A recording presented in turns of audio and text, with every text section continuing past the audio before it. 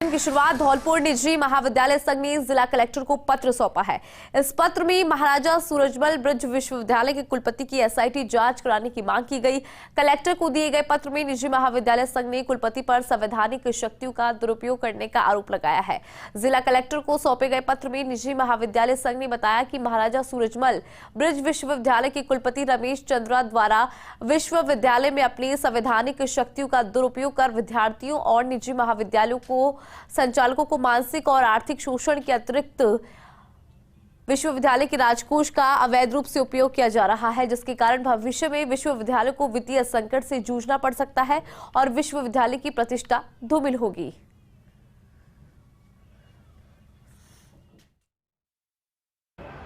आज निजी महाविद्यालय संघ धौलपुर के सभी सदस्यों पदाधिकारियों के द्वारा एक ज्ञापन विश्वविद्यालय प्रशासन के खिलाफ जिला कलेक्टर महोदय धौलपुर को दिया गया। उस ज्ञापन में हमने मांग की है कि जितने भी प्राइवेट कॉलेज हैं उनको कुलपति महोदय संबद्धता जारी नहीं कर रहे, छात्र छात्राओं की परीक्षा में व्यवधान पैदा कर रहे हैं, छात्र छात्राओं से जो अधिक फीस ली गई है परीक्षा की उसको अभी वापस नहीं किया गया। इसलिए हम राज्यपाल महोदय से मांग करते हैं कि हमारी सारी मांगों को माना जाए और सभी जो भी प्राइवेट कॉलेजों की जो संचालन में समस्याएं आ रही हैं उनको दूर किया जाए। करौली के नवनियुक्त एसपी ब्रजेश ज्योति उपाध्याय ने अपनी पहली क्राइम मीटिंग में अपराध और अपराधियों पर शिकंजा कसने का संदेश दिया। साथ ही पत्रकार वार्ता में पुलिस की प्राथमिकता बताते हुए आमजन को शांति और बेहतर कानून व्यवस्था का भरोसा दिलाया। एसपी कार्यालय में क्राइम मीटिंग में करौली एसपी शंकरलाल, हिंडौन एएसपी सत्येंद्र पाल सिंह सहित जिले के सभी डीएसपी और थाना अधिकारी मौजूद रहे। एसपी ने कानून व्यवस्था का फीडबैक लेते हुए पुलिस अधिकारियों को फरियादियों की त्वरित सुनवाई और अपराधियों पर प्रभावी कार्रवाई की हिदायत भी दी। आज एक बैठक ली हमने समस्त एसएचओ, सीओ, एडिशनल एसपीज को। हमारी सबसे बड़ी प्रायोरिटी ये है कि अभी इलेक्शन है, कैला देवी माता मंदिर में मेला लगेगा और रामनवमी का भी त्यौहार आ रहा है, ईद का भी त्यौहार आ रहा है। ये सारी जो एक महीने की हमारी बड़े बड़े आयोजन हैं उसको शांतिपूर्वक कैसे संपन्न कराना उसके बारे में देकर निर्देश दिया गया है। क्राइम के परिपक्ष में जो भी कार्रवाइयाँ चल रही थी उसको और कैसे उसको बढ़ाना है उसको लेकर मीटिंग हुई और सबको डायरेक्शंस दिए गए कि अपने जो प्राथमिकताएं हैं, चाहे पीएचक्यू की प्राथमिकताएं चाहे जिले की प्राथमिकताएं, उस पर 100% फोकस के साथ आज ही से काम शुरू करना है। खाद्य सुरक्षा अधिकारी भर्ती 2022 की परीक्षा परिणाम में अनियमितता के मामले में राजस्थान हाईकोर्ट ने राज्य सरकार और आरपीएससी सचिव से जवाब तलब किया है। अदालत ने एक पद याचिकाकर्ता के लिए सुरक्षित रखने को कहा। यह आदेश जस्टिस गणेशराम मीणा की एकलपीठ ने राजेश कुमार और अन्य की याचिका पर सुनवाई करते हुए दिया। याचिका में एडवोकेट राम प्रताप सैनी ने अदालत को बताया कि आरपीएससी ने खाद्य सुरक्षा अधिकारी की करीब 200 पदों के लिए भर्ती निकाली, जिसकी लिखित परीक्षा के बाद आयोग ने मॉडल उत्तर कुंजी जारी की है। इसमें याचिकाकर्ता सहित अन्य अभ्यर्थियों ने कुछ प्रश्नों पर अपनी आपत्तियां पेश कर दी है। याचिका में बताया गया कि आयोग ने आज तक अभ्यर्थियों को आपत्तियों का निस्तारण नहीं किया और न ही अंतिम उत्तर कुंजी जारी की है। भर्ती का सीधे ही परिणाम जारी कर दिया गया, जबकि अंतिम उत्तर कुंजी जारी होने के बाद ही परिणाम जारी किया जाना चाहिए।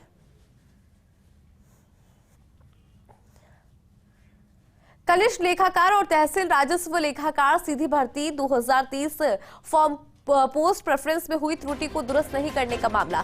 आपको बता दें कि राज्य सरकार कर्मचारी चयन बोर्ड और राजस्व मंडल से जवाब तलब किया है। जस्टिस समीर जैन की एकलपीठ ने आदेश दिए। मुकेश कुमार ढाका और अन्य की याचिका पर 2 अप्रैल तक जवाब तलब किया। याचिकाकर्ताओं की ओर से एडवोकेट रविंद्र गजराज और अभिलाषा झुरिया ने पैरवी की। बड़ी जानकारी इस वक्त की आपको दे रहे हैं। कोर्ट ने जवाब तलब किया है इस पूरे मामले को लेकर। अदालती कार्रवाई के बीच जमीन बेचान म्यूटेशन खोलने का मामले में हाईकोर्ट ने हैरानी जताई और जताते हुए मांगा विवरण। अदालत ने नीम का थाना कलेक्टर से मांगा है उन मामलों का विवरण। इसके अलावा जस्टिस अशोक कुमार जैन की एकलपीठ ने इसके आदेश दिए। याचिकाकर्ता सुनील देवाल की सिविल अपील पर यह आदेश दिए गए। तो बड़ी खबर आपको बता दें कि हाईकोर्ट के द्वारा इस पूरे मामले को लेकर विवरण मांगा गया है। जानकारी आपको दे दें, अदालती कार्रवाई के बीच जमीन बेचान म्यूटेशन खोलने का मामले में हाईकोर्ट ने हैरानी जताई और इस पूरे मामले को लेकर विवरण मांगा। अदालत ने नीम का थाना कलेक्टर से उन पूरे मामले को लेकर विवरण मांगा है। जस्टिस अशोक कुमार जैन की एकल पीठ ने यह आदेश दिए। याचिकाकर्ता सुनील दीवान की सिविल अपील पर यह आदेश।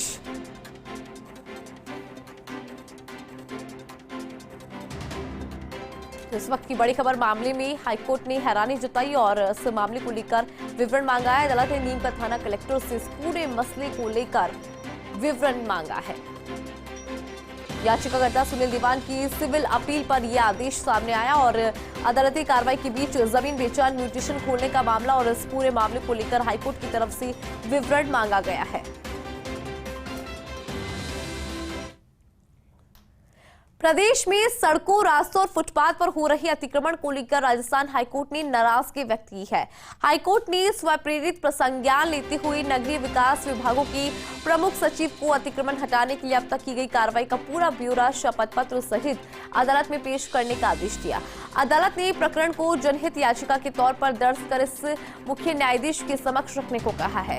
सुनवाई के दौरान अदालती आदेश की पालना में हाईकोर्ट बार एसोसिएशन के अध्यक्ष प्रहलाद शर्मा ने जयपुर शहर के 58 पुलिस थानों में अतिक्रमण की मॉनिटरिंग के लिए थाना स्तर पर नियुक्त होने वाले 128 वकीलों की सूची पेश की। अदालत ने हाईकोर्ट बार एसोसिएशन की सूची को रिकॉर्ड पर लिया है।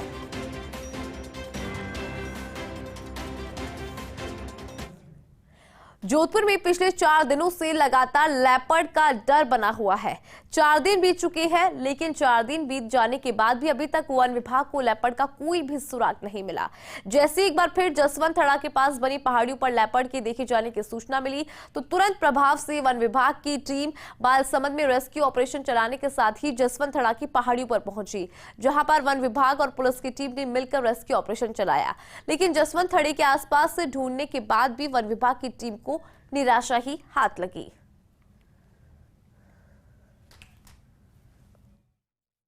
यहाँ पे सर चीता देखा हमने, लेपर्ड जो होता है वो देखा इस पहाड़ी के, वो टावर है जहाँ से वहाँ से आते आते यहाँ है इस पहाड़ी के बीच में, फिर उसके बाद में गायब हो गया। ये जसवंत थड़े पे इसको बोलते हैं रावजोदा डिजर्ट है ये।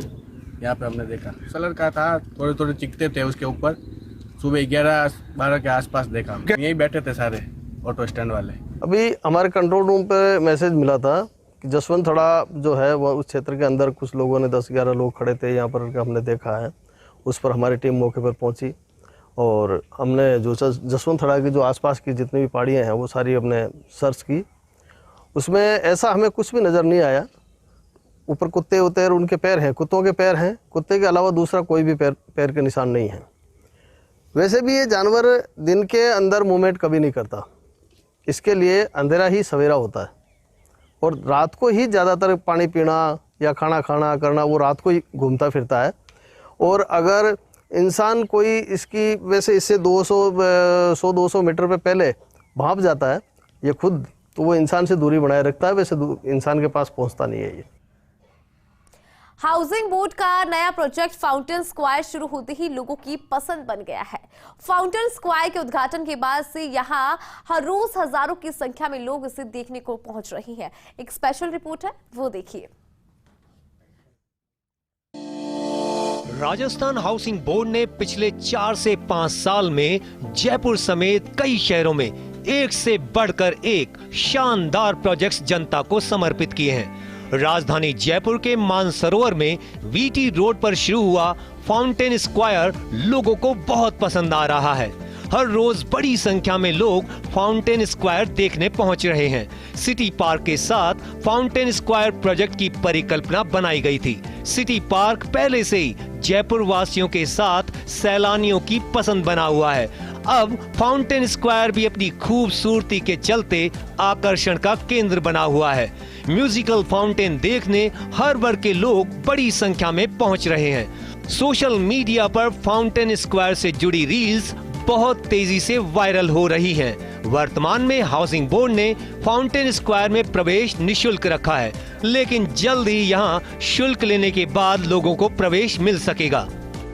मानसरोवर फाउंटेन स्क्वायर बना आकर्षण का केंद्र। मानसरोवर में वीटी रोड पर बना है फाउंटेन स्क्वायर। 40,000 वर्ग मीटर में बने फाउंटेन स्क्वायर में बंशी पहाड़पुर का पत्थर लगाया गया। फाउंटेन स्क्वायर में 4 बारादरी और 16 मेहराब भी बनाए गए हैं। बारादरी और मेहराब सैलानियों के लिए सेल्फी पॉइंट्स बने हुए हैं। आने वाले दिनों में फाउंटेन स्क्वायर में लेजर शो शुरू होगा। यहाँ फूड कोर्ट और किड्स प्ले एरिया शुरू करना भी प्रस्तावित है। फाउंटेन स्क्वायर प्रोजेक्ट की लागत 40 करोड़ रुपए है। जर्मन टेक्नोलॉजी से निर्मित आधुनिक फाउंटेन लगाए हैं। 500 व्यक्तियों की क्षमता का ओपन एम्पी थिएटर बनाया गया है। आधुनिक टॉयलेट्स की भी सुविधा है। पार्किंग की भी पर्याप्त सुविधा रखी गई है। बहरहाल हाउसिंग बोर्ड ने बीते 5 सालों में जो विकास की यात्रा तय की है वह गौर करने लायक है।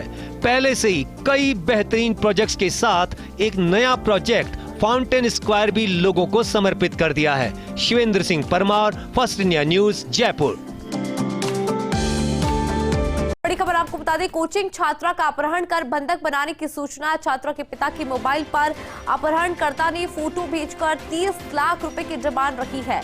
सूचना मिलते ही एसपी अमृता दुहन ने आनन फानन में गठित की विशेष टीमें इधर पीड़ित परिजन भी एमपी से कोटा के लिए रवाना हुए हैं। तो बड़ी खबर बता रहे कोटा से आपको बता दें कि अपहरणकर्ताओं के द्वारा फोटो भेजी गई छात्रा के पिता के मोबाइल फोन पर और 30 लाख रुपए यहां पर मांगे गए हैं। और जैसे ही सूचना मिली तुरंत एसपी अमृता दुहन ने आनन फानन में विशेष टीम को गठित किया। इधर पीड़ित परिजन भी मध्य प्रदेश से कोटा के लिए रवाना हुए।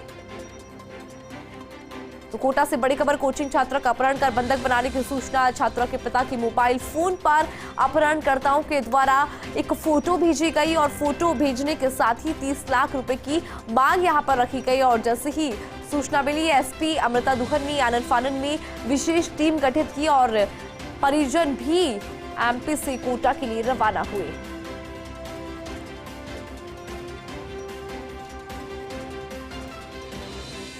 बड़ी खबर कोटा से आपको बता रहे हैं, जहां पर कोचिंग छात्रा का अपहरण और उसे बंधक बनाने की सूचना। और जैसे ही सूचना मिली तो आपको जानकारी देते एसपी अमृता दुहन ने आनन फानन में विशेष टीम को गठित किया। इधर परिजन भी एमपी से कोटा के लिए रवाना हुए हैं। इसके अलावा अपहरणकर्ताओं ने छात्रों की पिता के मोबाइल पर एक फोटो भेजी है और फोटो के साथ ही 30 लाख रुपए की मांग रखी है, जिसके बाद परिजनों ने तुरंत सूचना दी और सूचना मिलते ही एसपी अमृता दुहन ने आनन फानन में विशेष टीम गठित की। इधर पीड़ित परिजन भी एमपी से कोटा के लिए रवाना हुए।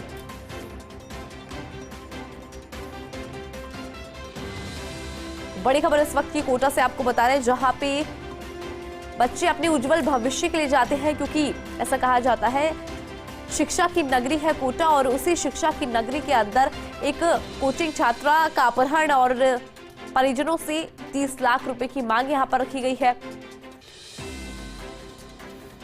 आपको बता दें कि छात्रा के पिता के मोबाइल पर अपहरणकर्ता ने एक फोटो भेजी और उसके साथ ही 30 लाख रुपए की मांग यहां पर रखी है। और ये फोटो जरा देख लीजिए किस तरह से छात्रा को बंधक बनाकर रखा है।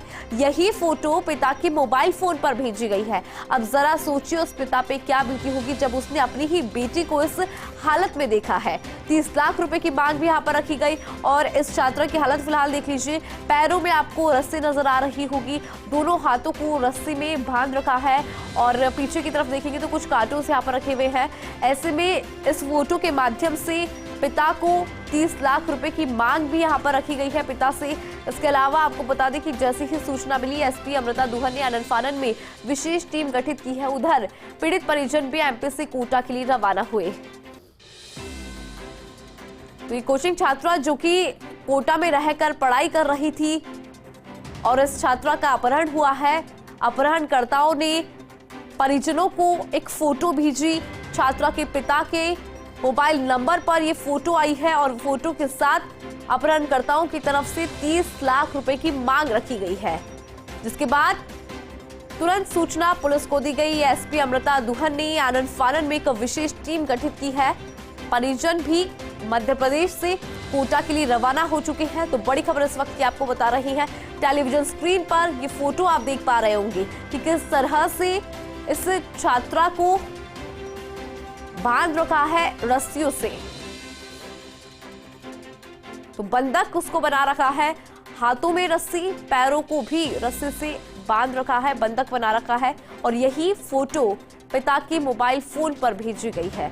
अब जरा सोचिए उस पिता पर क्या बीती होगी जब उसने अपनी ही लाडली को इस स्थिति में देखा होगा।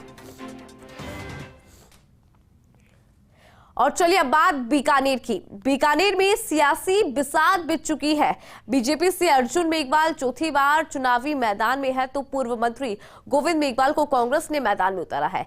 राजनीति के जानकार मानते हैं कि इस बार भले ही देश में मोदी मैजिक हो, लेकिन गोविंद मेघवाल अर्जुन मेघवाल को अच्छी टक्कर दे सकती है। बीकानेर के सियासी समीकरण पर देखिए हमारी ये स्पेशल रिपोर्ट। क्षेत्रफल के लिहाज से राजस्थान के बड़े संसदीय क्षेत्रों में शुमार बीकानेर संसदीय सीट इन दिनों केंद्रीय कानून मंत्री अर्जुन मेघवाल का चुनाव क्षेत्र होने के कारण सुर्खियों में है। लेकिन इससे पहले कांग्रेस के दिग्गज जाट नेता बलराम जाखड़ और सिने अभिनेता धर्मेंद्र के चुनाव लड़ने और जीतने के दौरान भी खासी चर्चित रही। बीकानेर संसदीय क्षेत्र में भाजपा और कांग्रेस की टिकट के साथ ही सियासी आबो हवा में सरगर्मियां बढ़ी हुई हैं। यूं तो बीकानेर संसदीय सीट पर किसी एक दल के वर्चस्व का दावा नहीं किया जा सकता था। यहां से भाजपा और कांग्रेस ने बराबरी मुकाबले जीते, लेकिन पिछले 3 चुनावों से अर्जुन मेघवाल अजेय बने हुए हैं। बीकानेर संसदीय सीट पर अब तक 17 चुनाव हुए। पूर्व महाराजा करणी सिंह निर्दलीय के तौर पर 5 बार चुनाव जीतने में सफल रहे तो भाजपा ने 5 चुनाव जीते। अर्जुन मेघवाल 3 बार तो अभिनेता धर्मेंद्र और महेंद्र सिंह भाटी एक बार चुनाव जीतने में सफल रहे। कांग्रेस ने भी 5 बार जीत हासिल की। दिग्गज जाट नेता बलराम जाखड़ 1 बार और रामेश्वर डूडी 1 बार तो 3 बार मनफूल सिंह भादु चुनाव जीते। सीपीएम के शौकत सिंह और भारतीय लोक दल से हारीराम मक्कासर भी 1 बार जीते। गोविंद मेघवाल और अर्जुन मेघवाल के बीच रिश्ते बनते बिगड़ते रहे हैं। हालांकि कहते हैं कि अर्जुन मेघवाल के पहले चुनाव में जीत का बड़ा कारण गोविंद मेघवाल की बीजेपी से बगावत रही।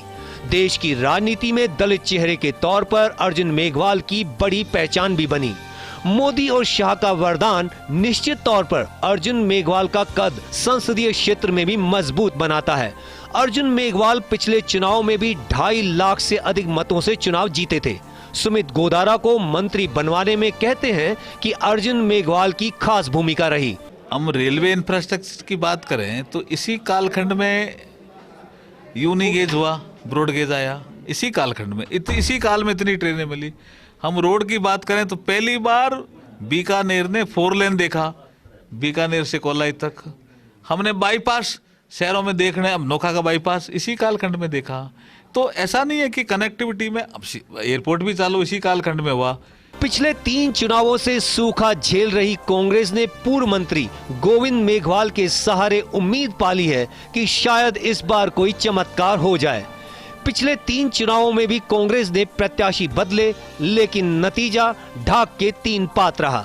ये बात सही है कि गोविंद मेघवाल की दलित समाज में पकड़ है, फिर भी खाजूवाला में जिस तरह की हार हुई उसके बाद ये बेहद अहम रहेगा कि गोविंद मेघवाल क्या कांग्रेसियों को एकजुट कर इस चुनाव में उतरते हैं। मैं देख रहा हूं कि जनता जो है अर्जुन राम जी को घर बिठाना चाहती है। छोटे मोटी हमारी नाराजगी भी होती है पार्टी में, बैके गोविंद जी अपन नाराजगी बाद में ठीक करा, पर अर्जुन राम जी ने घरे भेजना जरूरी है क्योंकि बीकानेर का विकास अवरुद्ध हो गया है।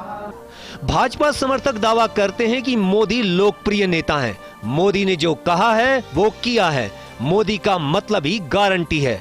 ऐसे में अर्जुन मेघवाल 4थी बार दिल्ली जाएंगे तो दूसरी तरफ गोविंद मेघवाल समर्थक बीकानेर में काम नहीं होने के आरोप लगाते हुए कहते हैं कि ऐसा कुछ भी नहीं है। जनता अब समझ चुकी है मोदी का झूठ चलने वाला नहीं है। देश की राजनीति में राम की चर्चा है तो बीकानेर की सियासत में भी इस बार इस बात पर ही बहस छिड़ी है कि कौन से राम दिल्ली पहुंचेंगे, अर्जुन राम या गोविंद मेघवाल।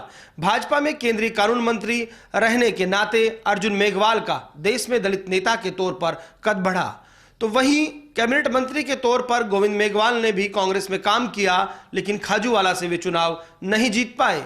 गोविंद मेघवाल के समर्थक दावा करते हैं कि दलितों में गोविंद मेघवाल की पकड़ ज्यादा मजबूत है, तो वहीं अर्जुन मेघवाल कहते हैं कि वो सामंजस्य की राजनीति ही करते हैं, सबका साथ और सबके विकास में भरोसा रखते हैं। देखना दिलचस्प होगा कि बीकानेर की जनता किन मुद्दों और मसलों के साथ जाती है और क्या अर्जुन मेघवाल एक नया रिकॉर्ड बीकानेर संसदीय सीट से बना पाएंगे। कैमरा पर्सन अजीम भुट्टा के साथ Lakshman Raghav, first India news, Bikaner. Lok Sabha चुनाव की तारीखों के ऐलान के साथ ही राजस्थान में कांग्रेस और भाजपा में सियासी हलचल तेज हो गई। राजस्थान में 2 चरणों में चुनाव होंगे और बुधवार से नोटिफिकेशन के साथ ही नामांकन शुरू हो जाएंगे। लेकिन अभी भी दोनों ही दलों ने सभी 25 सीटों पर उम्मीदवार तय नहीं की है। भाजपा को भी 10 तो कांग्रेस को 15 उम्मीदवारों के नामों की घोषणा करनी है। हालांकि इसको लेकर दोनों ही पार्टी में गहन मंथन चल रहा है। एक स्पेशल रिपोर्ट है, देखिए। राजस्थान में चुनाव की तारीखों का ऐलान हो चुका है, लेकिन कई लोकसभा सीटों पर उम्मीदवारों के नाम को लेकर पेच फंसा हुआ है।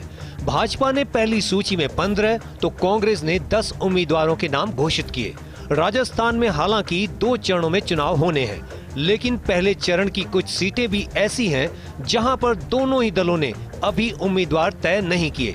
सियासी गलियारों में बीजेपी और कांग्रेस की अगली सूची को लेकर कयास जारी है। चुनाव आयोग की ओर से घोषित किए गए कार्यक्रम के अनुसार राजस्थान में वोटिंग 2 चरणों में होगी। पहले चरण के तहत 19 अप्रैल को 12 सीटों पर मतदान होगा। इनमें श्री गंगानगर, चूरू, बीकानेर, झुंझुनू, नागौर, दौसा, भरतपुर, अलवर, जयपुर, जयपुर ग्रामीण, सीकर, करौली, धौलपुर लोकसभा क्षेत्र शामिल हैं। दूसरे चरण में 26 अप्रैल को 13 सीटों पर वोटिंग होगी। इनमें जोधपुर, बाड़मेर, जालौर सिरोही, अजमेर, राजसमंद, पाली, भीलवाड़ा, कोटा, चित्तौड़गढ़, उदयपुर, बांसवाड़ा, झालावाड़, बारां, टोंक, सवाई माधोपुर लोकसभा क्षेत्र शामिल हैं। लोकसभा चुनाव को लेकर भाजपा ने 15 सीटों पर उम्मीदवारों की घोषणा कर दी है, लेकिन अब भी बीजेपी को 10 सीटों पर अपने उम्मीदवार घोषित करने हैं। जयपुर शहर और जयपुर ग्रामीण पर गहन मंथन चल रहा है। बीजेपी यहां से किसी नए चेहरे को उतारने की तैयारी में है। इसी तरह राजसमंद, झुंझुनू, दौसा, टोंक, धौलपुर, करौली, अजमेर, गंगानगर, भीलवाड़ा सीट पर भी मंथन चल रहा है। बताया जा रहा है कि इन सीटों में से 3 पर महिला उम्मीदवारों के नाम पर मंथन चल रहा है। टोंक सवाई माधोपुर लोकसभा सीट पर कांग्रेस की ओर से हरीश मीणा को उम्मीदवार बनाया गया है। अब कयास है कि गुर्जर मीणा बाहुल्य सीट पर बीजेपी की तरफ से किसी गुर्जर महिला नेता को टिकट दिया जा सकता है। भाजपा की जिन 10 सीट पर उम्मीदवार घोषित होने हैं, इनमें अजमेर, भीलवाड़ा, दौसा, गंगानगर, जयपुर, जयपुर ग्रामीण, झुंझुनू, करौली, धौलपुर, राजसमंद, टोंक, सवाई माधोपुर शामिल हैं। वहीं कांग्रेस में इन 15 सीट पर उम्मीदवार घोषित होने हैं। इनमें अजमेर, करौली, धौलपुर, कोटा, जयपुर शहर, जयपुर ग्रामीण, झालावाड़, बारां, दौसा, पाली, भरतपुर, बांसवाड़ा, बाड़मेर, भीलवाड़ा, राजसमंद, श्रीगंगानगर और सीकर शामिल हैं।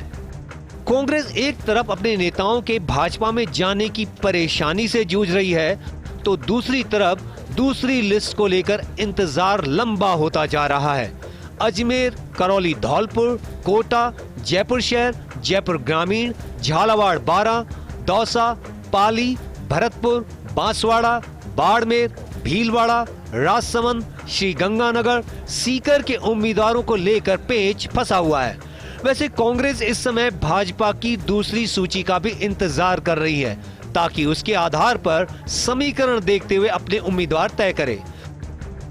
सीकर और श्रीगंगानगर में कांग्रेस गठबंधन की संभावना तलाश रही है।